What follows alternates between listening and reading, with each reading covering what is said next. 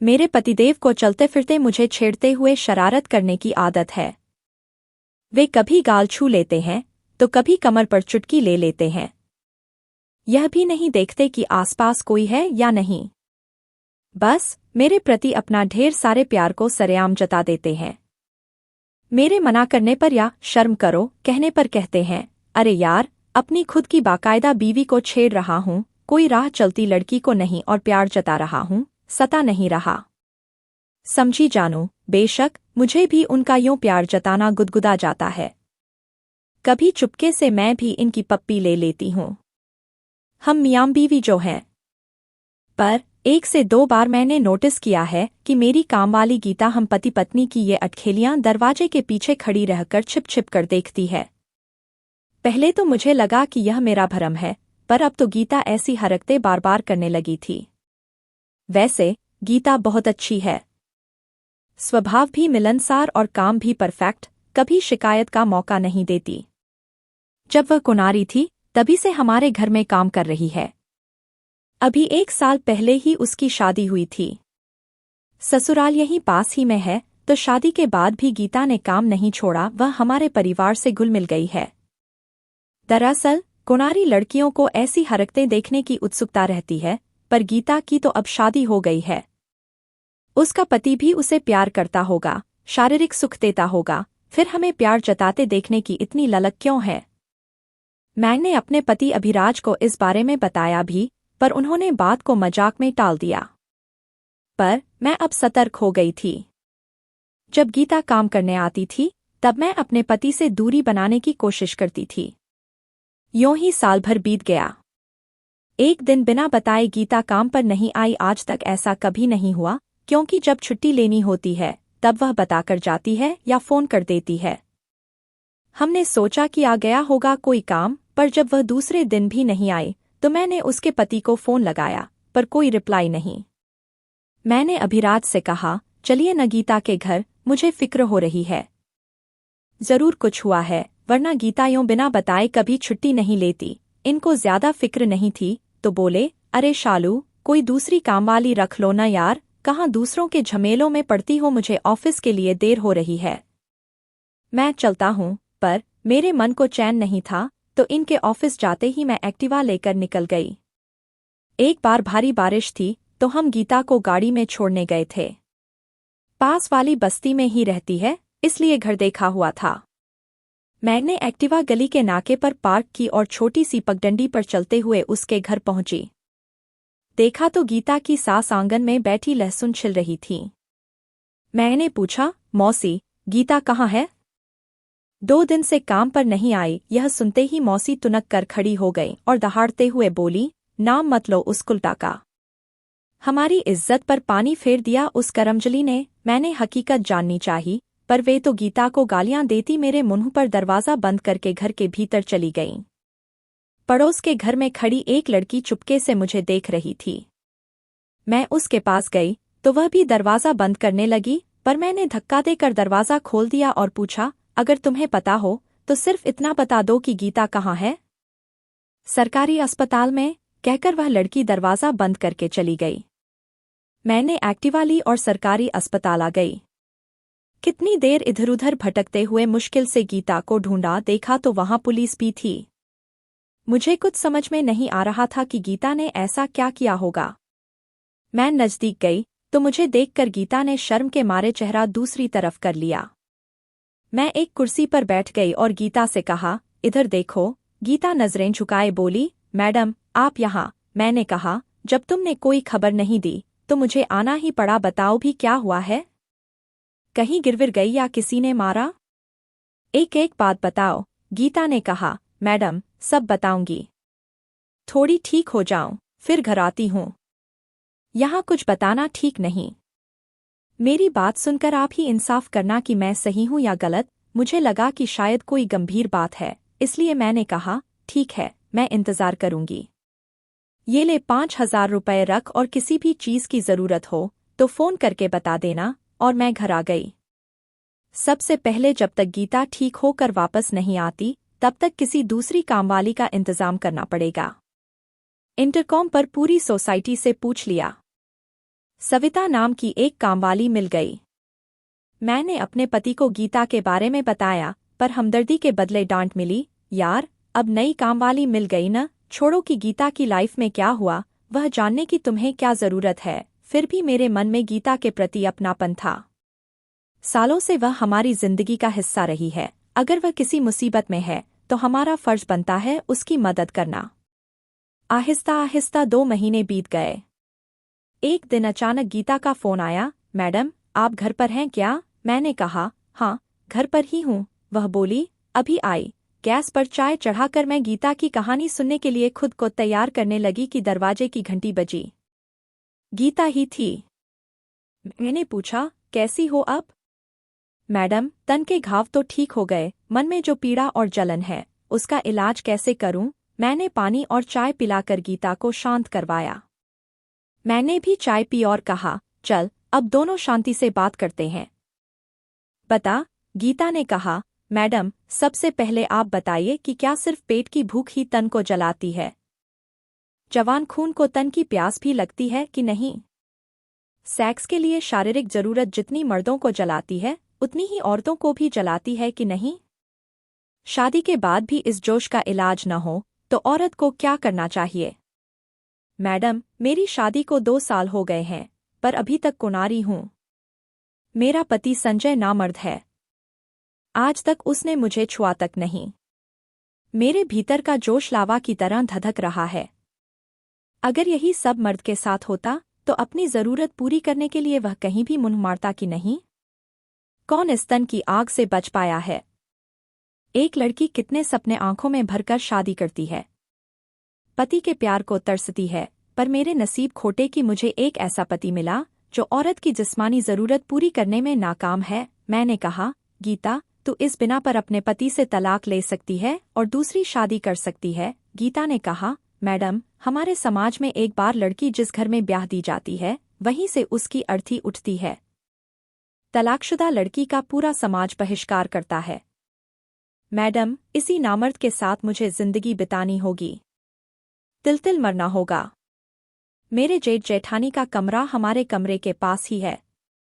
आधी रात तक उन दोनों के कमरे से आ रही प्यार की मदभरी आवाजें मेरे कानों में ऐसे चुभती हैं जैसे धधकता लावा किसी ने मेरे कानों में उड़ेल दिया हो। जेठी के बदन मसलने पर जेठानी के मुंह से निकलती आहें और सिसकियां मेरे भीतर हवस की ज्वाला भड़का देती हैं। मैं बेकाबू सी अपने पति से लिपटकर उनको जोश में लाने की कोशिश करती हूँ, पर उस ठंडे समंदर में उफान उठता ही नहीं।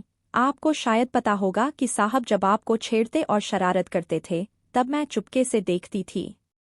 आपको देखकर मेरा भी मन करता कि कोई मुझे भी छेड़े, मुझे भी प्यार करे। एक दिन मेरे ताऊ ससुर का लड़का वनराज घर आया था। एकदम बाका जवान। उसके गठीले बदन को देखकर मेरे भीतर खलबली मच गई। उसकी नज़र मेरे ऊपर पड़ते ही मैंने होठों पर जीभ रगड़कर अपनी प्यास जाहिर कर दी। फिर तो वह बार बार हमारे घर आने लगा। हम दोनों एक दूसरे को जी जान से चाहने लगे। एक दिन मेरी बुआ सास की लड़की की सगाई थी तो घर के सारे लोग पड़ोस के गांव जा रहे थे, पर मैं पेट दर्द का बहाना बनाकर घर पर ही रुक गई। फिर जैसे ही सब गए मैंने वनराज को अपने घर बुला लिया और उस दिन मैंने अपने कुनारेपन को वनराज को सौंप दिया। मैं जानती हूँ कि मैंने गलत किया और शादीशुदा होकर एक गैरमर्द के साथ रिश्ता बनाया, पर परंपरा के नाम पर अपने एहसासों का खून मुझे हरगिज मंजूर नहीं था। इस पूरे कांड में गलती सिर्फ मेरे पति संजय की थी, जिसने जानबूझकर मेरी जिंदगी खराब की। इसलिए मैंने अपनी आग बुझाने का जो रास्ता सही लगा वह अपनाया। उस दिन मैंने और वनराज ने जी भर कर एक दूसरे पर प्यार लुटाया। उसके बाद जब भी मौका मिलता वनराज मेरी शारीरिक जरूरत पूरी कर देता।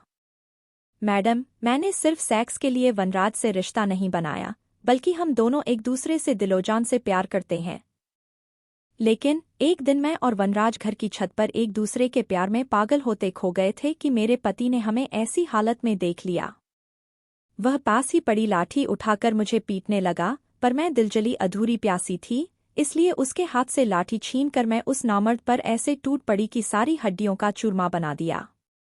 अब आप ही बताइए कि मैंने क्या गलत किया। सारा किस्सा सुनने के बाद मुझे गीता किसी पहलू से गलत नहीं लगी, बस उसने हालात को उलझा दिया था। मैंने गीता को समझाने की कोशिश की, तुम और संजय आमने सामने बैठकर इस मसले का हल निकाल लो। गीता ने कहा, मैडम, अब जो भी अंजाम हो, पर मैं उस नामर्द के साथ एक दिन भी नहीं बिता सकती। कुछ भी करके इससे छुटकारा पाना चाहती हूँ और वनराज के साथ अपनी जिंदगी बिताना चाहती हूँ। परिवार और समाज के डर से मुझे अपनी जिंदगी ढोनी नहीं, बल्कि जश्न सी जीनी है। गीता की आंखों में प्यार की खुमारी और हिम्मत को देखकर मैंने गीता की जगह खुद को रख कर देखा तो किसी पहलू से गीता मुझे गलत नहीं लगी। मैंने उससे कहा, देखो, तुम गलत बिल्कुल नहीं हो, प्यार और जंग में सब जायज है। शादी टूटने में हर बार औरत ही जिम्मेदार नहीं होती, बल्कि इस तरह थोपा गया रिश्ता टूट जाए वही सही है। गीता मेरे गले लगते हुए बोली, मेरी भावनाओं को समझने के लिए बहुत बहुत धन्यवाद मैडम। अब मुझ में हिम्मत आ गई है। मैडम, जब तक यह मामला सुलझ न जाए तब तक शायद काम पर न आ सकूंगी, पर वादा करती हूँ कि सब ठीक होते ही वापस काम पर लौट आऊंगी, कहकर गीता चली गई। इस बात को 4 से 5 महीने हो गए थे। मैं तो गीता को भूलने भी लगी थी कि एक दिन अखबार में पढ़ा कि एक शरीफ पति के हाथों गीता नाम की एक बदचलन औरत का कत्ल। मैंने तस्वीरें ध्यान से देखीं और मन ही मन बोली कि यह तो मेरी वाली गीता है। मैं तुरंत उस अखबार के दफ्तर गई और संपादक को सारी सच्चाई बताकर कहा, कल के अखबार में अब वही छपेगा जो अब मैं कहने जा रही हूँ। दूसरे दिन उस अखबार में खबर थी कि कल वाले मर्डर केस में एक सनसनीखेज खुलासा। एक नामर्द पति के हाथों गीता नाम की मासूम और शादी के नाम पर छली गई औरत की हत्या। यह पढ़कर मुझे संतोष मिला। मैं सोचने लगी, पाखंडी समाज में न जाने ऐसी कितनी गीताएं दूसरे की गलती के चलते बलि चढ़ जाती होंगी। सहना सिर्फ औरतों के हिस्से ही क्यों आता है? इतने में पतिदेव ने चुटकी बजाते हुए मेरे ख्यालों की डोर तोड़ते हुए कहा, हेलो बीवी, एक कप चाय मिलेगी क्या? मैं मुस्कराते हुए अभिराज के गले लग गई। एक समय की बात है, भारत में एक छोटे से गांव में राज और मीरा नामक 2 पड़ोसियों का निवास था। वे बचपन से ही एक दूसरे को जानते थे और हमेशा सबसे अच्छे दोस्त रहे थे। जैसे जैसे वे बड़े होते गए, उनका रिश्ता और भी मजबूत होता गया और वे एक दूसरे के साथ ज्यादा समय बिताने लगे। जब वे 10वीं कक्षा में आए, तब राज को एहसास होने लगा कि मीरा के प्रति उसके भावनाएं दोस्ती से आगे बढ़ गई हैं। वह मीरा के हंसी, प्यारी आदतों और उसकी चमकदार आंखों में खो जाता था। लेकिन वह दोस्ती को खत्म करने का डर से अपने प्रेम का इजहार करने से घबराया। अपनों के लिए सबसे अच्छे उपहार राज को अनजाने में मीरा भी एकीकृत थी। वह हमेशा राज के साथ वक्त बिताने में आनंद लेती थी और उसकी मौजूदगी में आराम पाती थी। लेकिन उसे यह सोचकर रुकावट आ गई कि यदि उसका दोस्त उसी तरह नहीं महसूस करता है जैसा कि वह महसूस करती है, तो उसे खोने का ख्याल उसे इजहार नहीं करने देता। एक शाम, स्थानीय त्योहार के दौरान, राज और मीरा एक साथ बाजार में सैर कर रहे थे। भीड़ और रंगीन रौनक के बीच राज ने अपने भावों को साझा करने के लिए साहस जुटाया। उसने एक शांतिपूर्ण फव्वारे के पास रुककर मीरा की आंखों में गहराई से देखा और उसे अपने प्यार का इजहार किया। उसका दिल धड़क रहा था जैसे वह उसके जवाब का इंतजार कर रहा था।